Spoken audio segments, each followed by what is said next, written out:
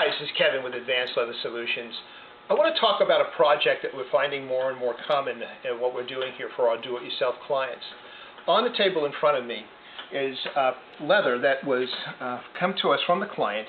The leather was in a very bad shape and had to be actually replaced. And so if you have leather that is in this condition where the epidermis is compromised, then it needs to be replaced. And so what our upholstery team did is took these panels, cut leather to match, and then created new leather. Clearly not the right color, but it doesn't matter, because what we're going to do is we are going to create a kit for this client that we're going to send to them that will then allow them to color the leather along with the frame. This is our mixing station where we actually create this kind of product, and in the end all leather surfaces are going to appear to be exactly the same.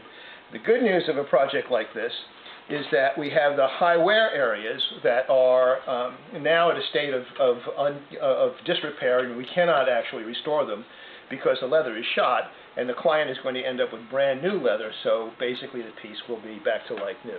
So this is sort of an example of one of the kinds of projects that we do here at Advanced Leather Solutions. This client happens to be 2,500 miles away, but it really doesn't matter because they shipped us the cushions and we can take it from there. Any questions, give us a call.